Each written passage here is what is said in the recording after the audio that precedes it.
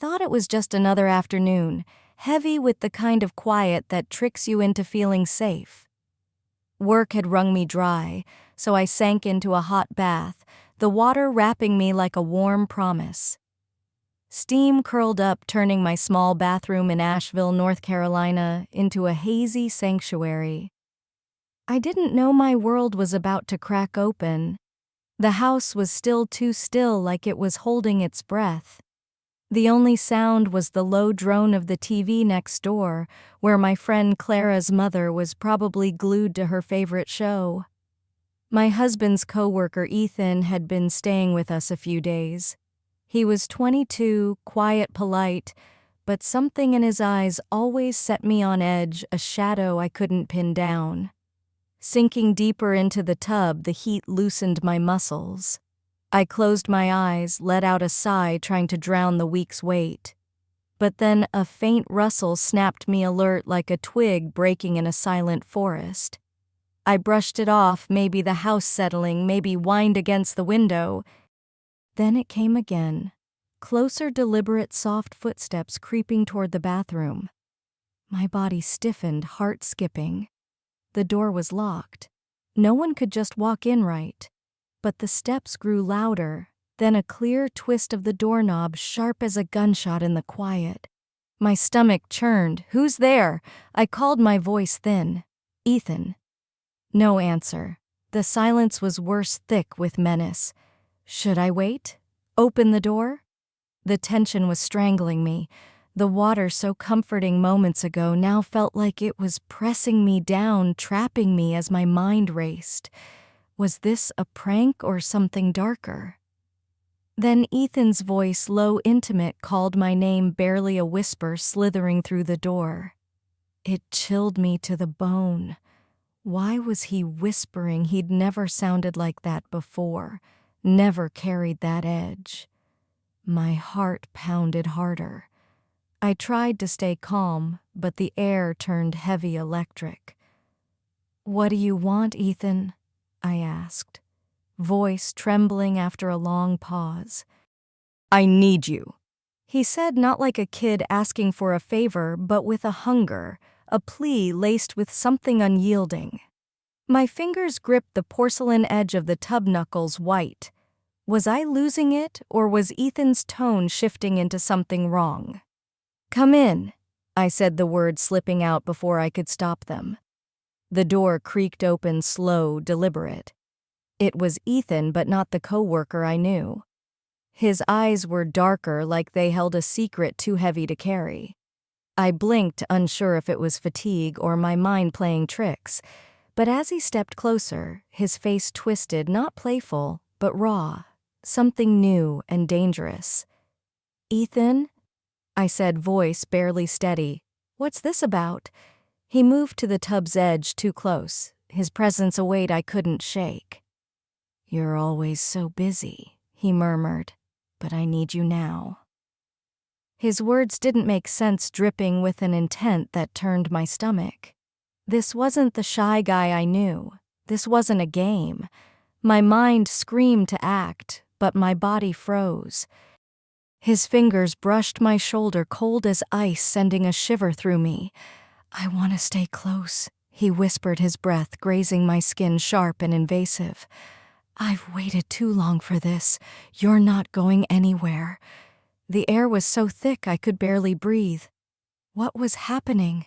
Why was Ethan acting this way? Was he playing, or had he changed? Panic clawed at me, a storm of fear and confusion. I needed to get out of that bathroom. My body screamed to run, but I couldn't move. Ethan leaned closer, his face inches from mine, his cold fingers tightening on my arm. "I want to be close to you," he whispered again. His voice hypnotic, devoid of warmth, a chilling calm that didn't belong. This wasn't family, not affection. It was something worse, something that twisted my gut into knots. Questions swarmed.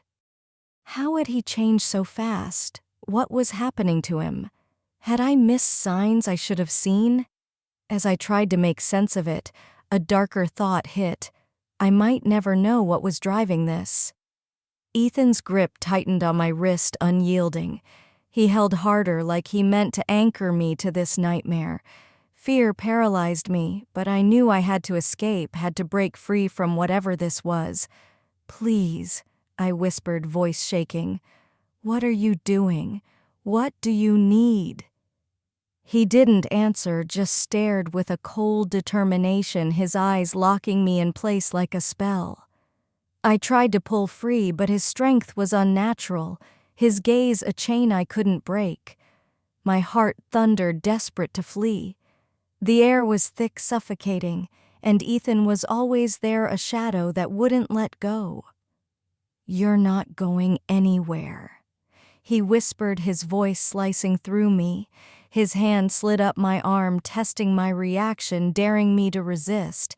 I wanted to scream, to shove him away, but my voice caught. Where was the sweet, shy Ethan who'd looked up to me? This was someone else, something else wearing his face. The bathroom door creaked again. I whipped around, hoping to see Clara, but the hallway was empty, distant footsteps fading like a cruel tease. It was just us now. I had to move fast. I tried to wrench my arm free, but Ethan was stronger than I'd thought, his grip a vice. The water, once soothing, now felt like it was pulling me under, drowning me in this moment. His breath, cold against my neck, carried words that froze me. "You're mine now. You always were."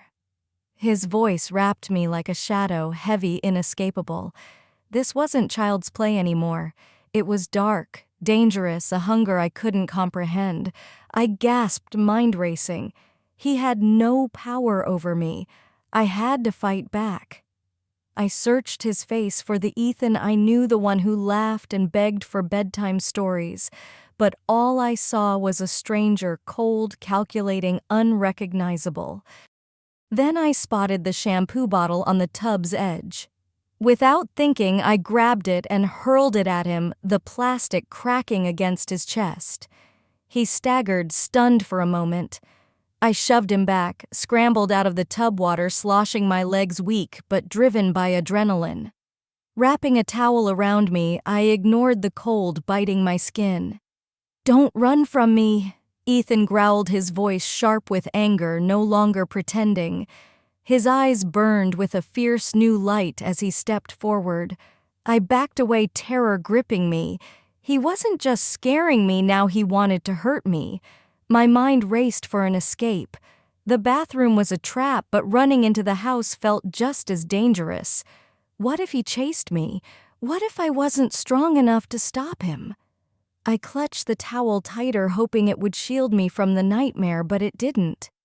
Ethan's resolve was clear, his eyes devoid of fear, only a chilling control. "Please stop," I whispered, voice breaking. "This isn't you." "What's happened to you?" He didn't answer, just reached for me again, his grip so tight I thought he'd snap my arm. The fear was overwhelming, a tidal wave I couldn't outrun. He wasn't listening. The Ethan I knew was gone, replaced by something dark, something that wore his skin but wasn't him. A memory flickered, faint but sharp, Ethan's odd behavior weeks ago, strange dreams, shifts in his mood. We'd brushed it off, but now it clicked. This wasn't a phase. Something had taken hold of him. I had to get out. Clara's voice came faintly through the door, too far to help. It was just me and Ethan, locked in a battle I didn't understand. I summoned every ounce of strength, yanking my arm free. For a moment, I thought I was free, a fleeting taste of escape.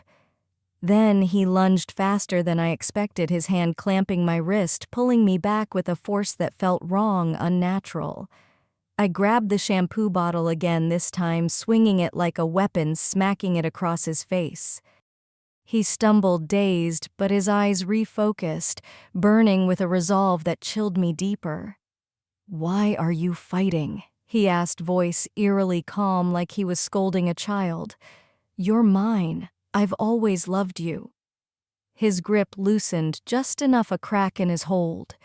I seized it, leaping from the tub, wrapping the towel tighter, ignoring the cold that clawed at my skin. My legs shook, but adrenaline surged a fire, driving me forward. I bolted for the door, heart pounding, knowing I had to leave him behind, whatever had taken him too much for me to face. I flung the door open. Clara stood there, drawn by the noise, her face pale with fear. I had no time to explain, no words for the horror I'd just lived. "Ethan!" I screamed, turning back, but he was gone. The bathroom was empty, like nothing had happened, like the air hadn't just tried to choke me. Clara rushed to me, but I couldn't speak, couldn't make sense of what I'd felt. The Ethan I knew, the quiet coworker who'd shared coffee breaks, was gone, replaced by something wicked.